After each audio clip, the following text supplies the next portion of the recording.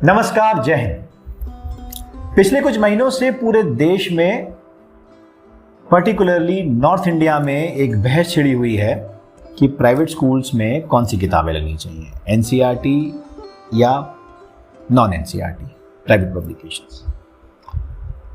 इस वीडियो को बनाने का जो मेरा मकसद है वो ये है कि आपके सामने एक क्लियर पिक्चर प्रेजेंट की जाए कि एनसीईआरटी और नॉन एनसीईआरटी किताबों में क्या अंतर है, कौन बेहतर है, कौन कमतर है, आपके लिए क्या सही है। तो मेरी आपसे प्रार्थना है कि बिना किसी बायस के इस वीडियो को पूरा देखिए। मैंने कोशिश की है कि मैं कुछ फैक्ट्स आपके सामने रख पाऊँ। उसके लिए मैंने एनसीईआरटी और प्राइवेट पब्लिकेशंस दोनों की किताबों का टॉपिक वाइज एक कंपैरिजन किया। प्लीज एक बार पूरा वीडियो देखिए, उसके बाद मिलते हैं। चलिए थोड़ा सा एनालिसिस करते हैं। मेरे पास किताब है अभी क्लास 4th की एनसीईआरटी मैथमेटिक्स, और इसमें एक चैप्टर है टिक टिक टिक, जिसमें टाइम और डेट का कंसेप्ट बच्चों को सिखाने की कोशिश की गई है। देख सकते हैं कि बहुत ही अच्छा पिक्टोरियल रिप्रेजेंटेशन है इसमें घड़ी का, और बच्चों से कहा जा रहा है कि कितने बजे हैं देखकर सही चीज चूज करिए। मिनट हैंड और आवर हैंड को बनाना है डिफरेंट टाइम्स पे, ये दिया गया है। सन कब उगता है, कब सेट होता है, ये टाइम लिखना है। तो बच्चों को टाइम का कंसेप्ट एक बताया गया है, और इसी तरीके से फिर से आपको क्लॉक पर बनाना है मिनट्स की और आवर की घड़ी। डिफरेंट कंसेप्ट्स हैं, कितनी देर का आपका स्पोर्ट्स पीरियड है, कितनी देर में मिल्क बॉयल होता है, तो ये सारे कंसेप्ट यहाँ पर दिए गए। ऐसे ही जब हम थोड़ा सा नीचे जाएंगे तो हमारे पास कंसेप्ट आएगा डेट का, जिसमें डेट का कंसेप्ट बताया गया है। जनवरी टू दिसंबर मंथ्स बताए गए हैं, और कुछ क्वेश्चन दिए गए हैं कि पहला दांत कब आया, पहले मुनिया कब चल के खड़ी हुई, तो कुछ डेट के कंसेप्ट में किस एज में खड़ी हुई। वीक्स का कंसेप्ट है, डेज का कंसेप्ट है, इस तरीके का कंसेप्ट है। और नीचे अगर आप थोड़ा सा और जाएंगे तो उन्होंने डेट को कैसे लिखा जाता है लैंग्वेज में और न्यूमरल्स में, वो कन्वर्जन यहाँ लिखा है। तो ये एक क्लास 4 की एनसीईआरटी की मैथमेटिक्स की किताब का एक चैप्टर है, जिसे अमूमन 10 से 11 साल का बच्चा। अब हम सिमिलर चैप्टर को देखते हैं, एक किताब जो एक XYZ प्राइवेट पब्लिकेशन की है, और उसका चैप्टर का नाम है टाइम एंड कैलेंडर। यहाँ पर जब हम शुरुआत करेंगे तो हम देख रहे हैं यहाँ पर मिनट्स का कंसेप्ट बच्चों को बताया जा रहा है। कितने मिनट्स होते हैं, एक दिन में कितने घंटे होते हैं, एक वीक में कितने दिन होते हैं, और ये देखिए टाइम क्या हो रहा है लिखने को बताया गया है। AM PM का कंसेप्ट बताया गया है। यहाँ पर इन्होंने बेसिकली 5:20 शाम को हो रहे हैं, तो वो क्या होगा, AM होगा या PM होगा, ये कंसेप्ट डेवलप किया गया। 24 आवर क्लॉक टाइम बताया गया है कि 1 PM को 1300 लिखते हैं।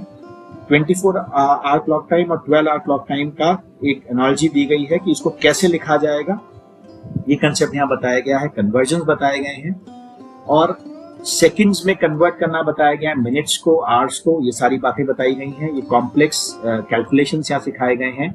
सेकंड से मिनट्स में कन्वर्ट करना, मिनट से सेकंड में कन्वर्ट करना, ये सब बताया गया है। आवर्स को डेज में कन्वर्ट करना, डेज को आवर्स में कन्वर्ट करना, जैसे 49 आवर्स है उसको कन्वर्ट करना है डेज में, तो एक दिन में 24 घंटे होते हैं, इस हिसाब से बच्चों को ये बताया गया है।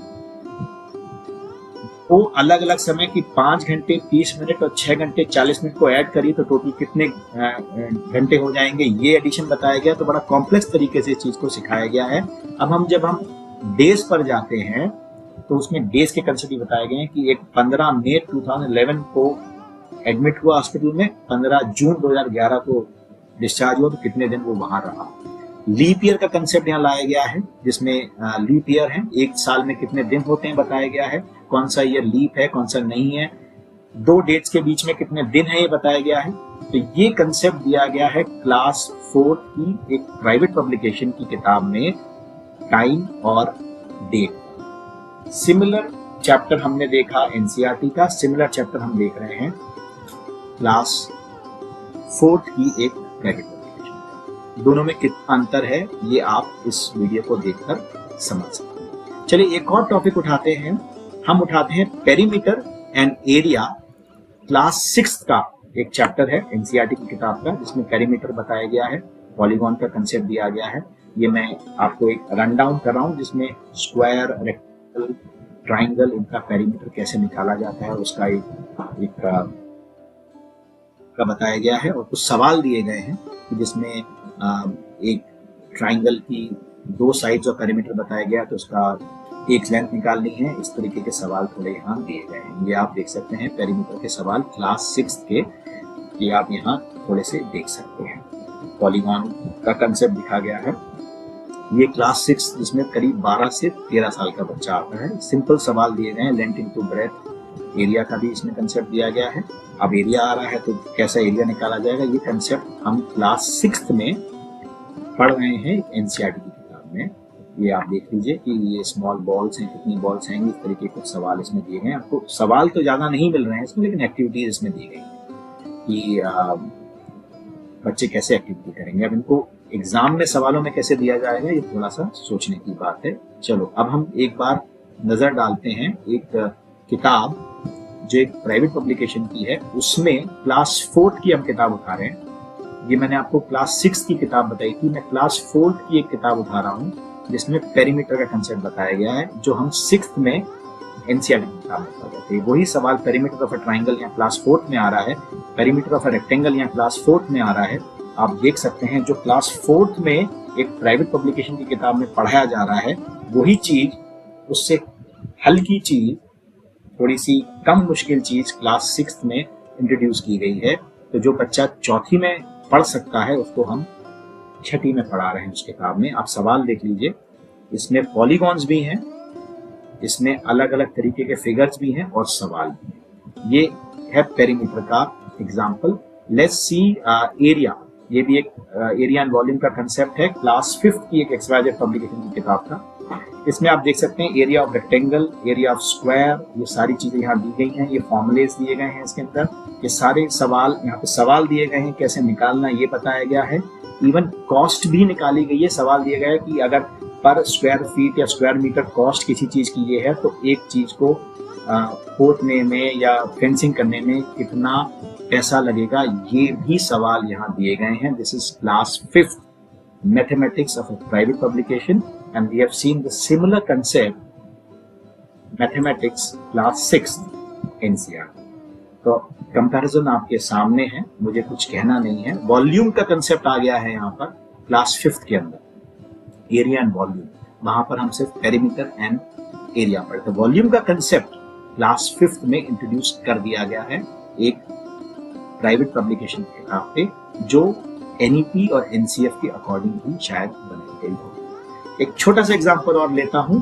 Let's go to class 6 again, mathematics, fractions. आप ये देख रहे हैं बच्चे को बताया जा रहा है कि आधी रोटी 1/2 होती है, चौथाई रोटी 1/4 होती है। ये कंसेप्ट हम क्लास 6 में बच्चों को फ्रैक्शंस पढ़ा रहे हैं, जो नॉर्मली 12 साल का होता है। इसमें शेडिंग आ रही है, आप पढ़ सकते हैं, शेडिंग आ रही है। इस तरीके की चीजें यहाँ बताई जा रही है। 1/2 क्या होता है, 1/4 क्या होता है। सिंपल एग्जाम्पल्स के थ्रू हम बच्चे को फ्रैक्शन सिखा रहे हैं। अब यही सवाल हम देखते हैं, यहाँ पे आप देखेंगे कि मिक्स फ्रैक्शंस बताए गए हैं, एडिंग बताई गई है, सब्ट्रैक्शन बताया गया है। ये सवाल 6 क्लास की मैथमेटिक्स की किताब है, एनसीईआरटी की, आप कहीं से भी ले सकते हैं। मैं एक रन डाउन कर रहा हूँ सारी किताब में। इक्वल फ्रैक्शंस क्या है, इक्विवेलेंट फ्रैक्शंस क्या है, ये सारी चीजें यहाँ बताई गई हैं। न्यूमरेटर, डिनोमिनेटर, सब फ्रैक्शंस का यहाँ पे कंसेप्ट बताया गया है क्लास 6 में। Let's see and see fractions in class 4 में प्राइवेट पब्लिकेशन। शेडिंग की जो आप बात कर रहे थे, जो शेडिंग हमने क्लास 6 में देखी थी, वो शेडिंग हमने क्लास 4 में यहाँ देखी है। ये सारे शेडिंग के क्वेश्चंस हैं, आप देख सकते हैं। जो 6 में वहां पर इक्विवेलेंट फ्रैक्शन जो हमने 6 में वहां पढ़ा है, ये क्लास 4 में यहाँ आ गया है। इक्विवेलेंट फ्रैक्शंस को कैसे सॉल्व करना है, इनको इक्विवेलेंट फ्रैक्शंस बनाना, ये सब चीजें आ गई हैं। लोएस्ट फॉर्म में रिड्यूस करना फ्रैक्शंस को, ये आ गया है, जो हमने वहां पे कहीं नहीं देखा खास। मिक्स फ्रैक्शंस आ गए हैं जो वहां थे, इम्प्रॉपर फ्रैक्शंस आ गए हैं, conversion of improper into mixed आ गए हैं, जो वहां पे सवाल हमने नहीं देखे थे। कंपैरिजन ऑफ फ्रैक्शंस आ गए, ग्रेटर, स्मॉलर, ये आ गया है। और आगे जाके इसी में LCM HCF का कंसेप्ट आ गया है। और इसमें एडिशन, असेंडिंग ऑर्डर, सब्ट्रैक्शन, ये सारी चीजें यहाँ पर आ चुकी हैं जो क्लास 6th में एनसीईआरटी में आई थी। तो ये कंपैरिजन है एक मैथमेटिक्स की किताब का एनसीईआरटी और private publication class 4th, 5th and 6th। इसमें आपने देख लिया अपने आंखों से कि इसमें कितने सवालों में और डिफिकल्टी लेवल में अंतर है। तो ये एक एनालिसिस था मैथमेटिक्स का। ऐसे बहुत सारे एग्जांपल्स मिल जाएंगे, पर अभी हम इन्हीं पे चलेंगे। आप सब ने पूरा वीडियो देख लिया होगा ऐसे मेरी आशा है, और आपने देखा कि मैंने टॉपिक वाइज कंपैरिजन किया है एनसीईआरटी का और एक प्राइवेट पब्लिकेशन की किताब का। जो टॉपिक्स तीसरी, चौथी, 5वीं में पढ़ा दिए गए हैं वो टॉपिक 6th में इंट्रोड्यूस किए जा रहे हैं एनसीईआरटी। तो आपने सिलेबस की जो हार्डनेस का लेवल है वो आपने इसको समझ लिया होगा, ऐसे मेरी आशा है। अब आप एक बात मुझे बताइए कि इतनी सिंपल एनसीईआरटी की किताब पढ़कर क्या बच्चे आगे किसी कंपटीशन को फेस कर पाएंगे? जो कॉम्प्लेक्स प्रॉब्लम्स वो सॉल्व कर सकते थे उस एज में, उनको उनसे वंचित कर दिया गया क्योंकि किताब में वो क्वेश्चंस नहीं है। ये तो बात हुई क्वेश्चंस की। आपने वो किताबें देखी कि उसमें प्रॉपर क्वेश्चंस फ्रेम नहीं किए गए जो एग्जाम में अमूमन पूछे जाते हैं। अब टीचर कैसे वो क्वेश्चंस फ्रेम करेगा और एग्जाम में देगा, ये थोड़ा सोचने की बात है। एनसीईआरटी की जो किताबें होती है ना, उसका एक कंसेप्ट मैं आपको समझाता हूँ कि बेसिकली ये सब्सिडाइज्ड कॉस्ट में सरकार छापती है और प्राइमरीली ये सरकारी स्कूल और केंद्रीय विद्यालय और जवाहर नवोदय विद्यालय के लिए छापी जाती है। अगर यही किताब सबको दे दी जाएगी, कंपलसरी कर दी जाएगी, तो उसकी पूर्ति गवर्नमेंट नहीं कर सकती। एक छोटा सा एग्जांपल देता हूँ। क्लास 6th की मैथ्स की किताब जो मैंने दिखाई है, ये अब सितंबर 15 के बाद मार्केट में आई है। मतलब अप्रैल में सेशन शुरू होता है, 15 सितंबर के बाद अब मार्केट में आई है। अभी पूरी तरीके से नहीं आई। नॉर्मली सबको कहा जा रहा है कि आप डाउनलोड कर लीजिए और उसको प्रिंट आउट निकाल लीजिए।